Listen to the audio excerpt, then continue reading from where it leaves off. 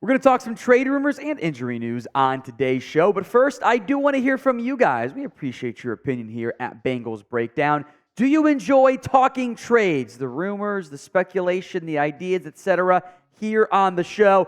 This is your chance to chime in and offer your opinion. So go vote in the comments. Why for yes you do, and for no you do not.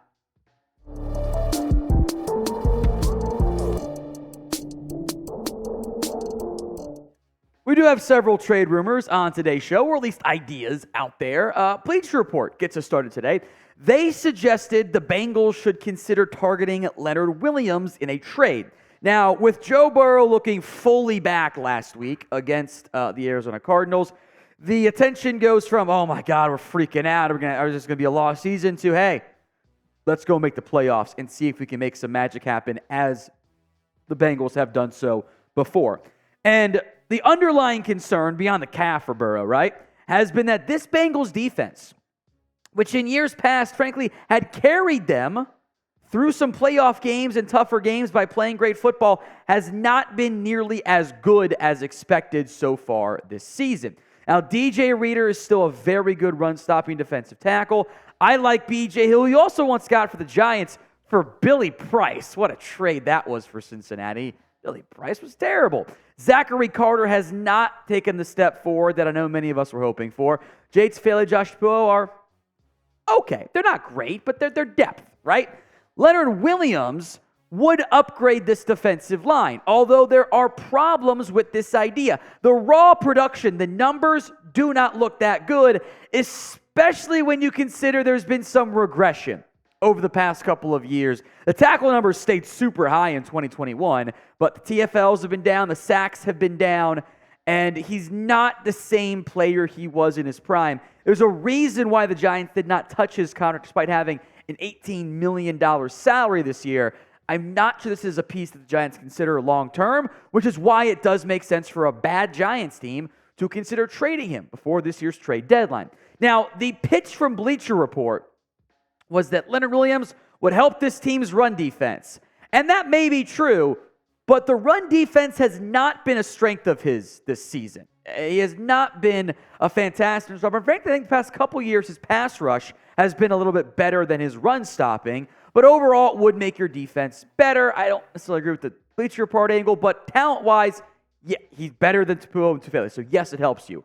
But these conversations are a matter of, does it make sense from a cost-benefit analysis, right? And the cost contract-wise of Leonard Williams is a complete non-starter. $18 million salary. Bengals would not owe all of that. They would owe the pro-rated amount, meaning 18 divided by 17 times how many games are left. So, I don't know, we'll round and say 10, somewhere in that range. That's a lot to pay, especially for a team that does not like adjusting contracts and has bigger concerns coming down the pipeline when it comes to money. So if you want Leonard Williams, and I think this goes for any team, frankly, the Giants would have to eat the vast majority of that contract. You're talking bring his cap hit down to basically the vet minimum, and Giants turn into a signing bonus where you can do that and eat some money there.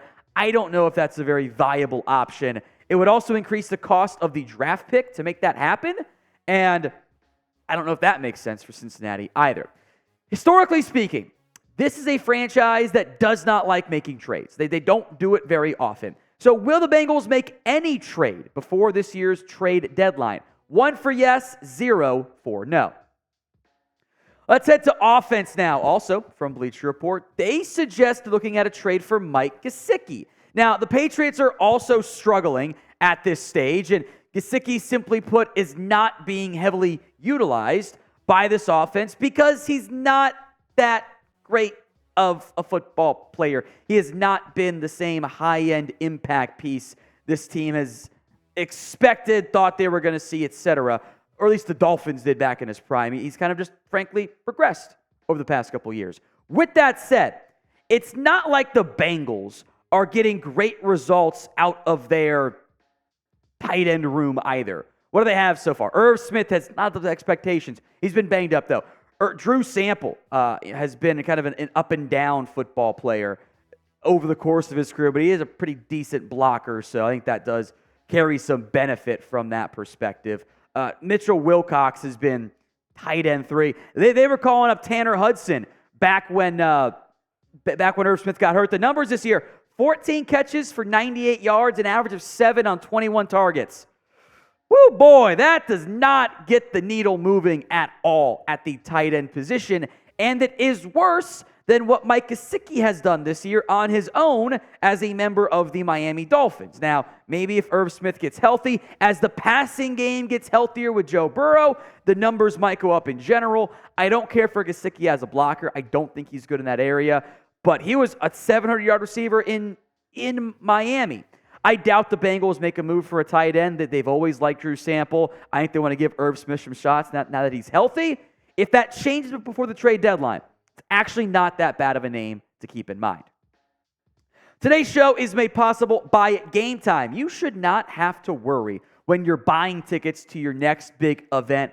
Game Time is the fast and easy way to buy tickets for all the sports, music, comedy, and theater events near you. You can find exclusive flash deals and sponsored deals on tickets for football, basketball, baseball, concerts, comedy, theater, whatever it is near you. And I love their zone deals, by the way. You pick the section, and Game Time will pick the seats for an average of 18% savings. That's an absolutely fantastic deal, my friend. With zone deals, you can pick that, because who cares if you sit in, you want the row, you want to be in the right section. Who cares what number you're in? 7 versus 12? Who cares? I also love that you can see on this screen, you can take your phone and live photo it. Get a good feel. If maybe you've never been to Paul Brown or whatever, or Paycor Stadium, get a better feel for what your seat's actually going to be. So download the Game Time app, create an account, and use code NFLChat for $20 off your first purchase. Terms apply, but create that account and redeem code NFLCHAT for $20 off. Download the Game Time app today for last-minute tickets and the lowest price, all guaranteed. Link and the code again, folks, will be in the comment section and the description of today's show. Let's move to a potential Mecole Hardman trade. The Jets are heavily shopping him after giving him a 1-year, $4 million deal. He's played just 22 snaps on offense. He's buried on the depth chart, but he would not cost a lot for a new team. The $4 million, most that's already been paid out by the Jets. You'd owe a little bit more than the vet minimum over the course of the remainder of the season at this stage for Mecole Hardman. He offers some speed, some ability. You've got some receivers banged up right now, right? Charlie Jones is on IR.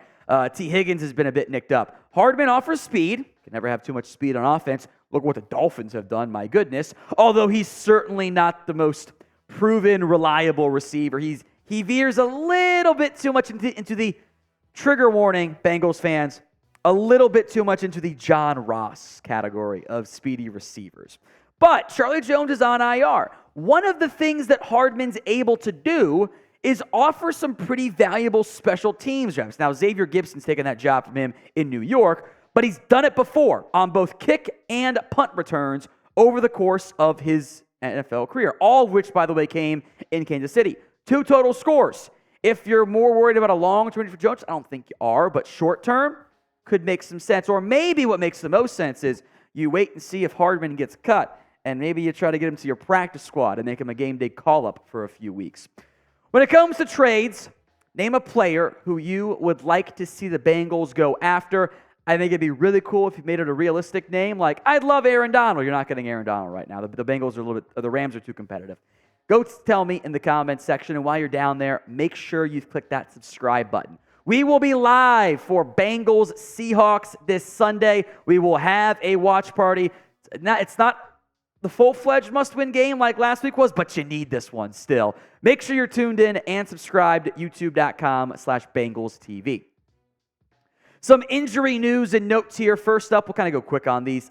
Tee Higgins still dealing with the broken rib, so unclear if he's going to be able to go. I do think Zach Taylor sums it up pretty well when asked about it. He said, quote, "We'll continue to see how the week goes. He was able to do some stuff as the weekend got closer. I did not feel comfortable with how he was going to feel during the game. It wasn't right to put him in that spot. Your job as a coach, your job as an organization is sometimes protect the players from themselves. They want to play through it. but you can't jeopardize them getting even more hurt, as important as those games are, which, we probably could have made the same argument over Joe Burrow, but hey, you know what? It's fine for now. So would you play Tee Higgins this week? P for you'd play him, S for you would sit him. Get those votes in for me in the comment section right now. Update now on Chidobe Awuzie. I was convinced Cam Taylor-Britt was the one who didn't play. Well, ended up being Awuzie. CTB, clear concussion protocol. Awuzie tweaked his back, though. His status still very much unknown. We'll get the injury reports here in just a little bit, but if Awuzie cannot go, it will once again mean more of DJ Turner, who, by the way, quickly, I thought played very well against Arizona. Myles Murphy's been a non-factor. I do not believe it is a hot take to say that DJ Turner is going to end up being the best rookie out of this draft class for Cincinnati. That's not even a shot at Murphy. That's how good I think Turner's going to end up being. In theory, Turner and Cam Taylor-Britt are going to be your long-term pieces on the outside.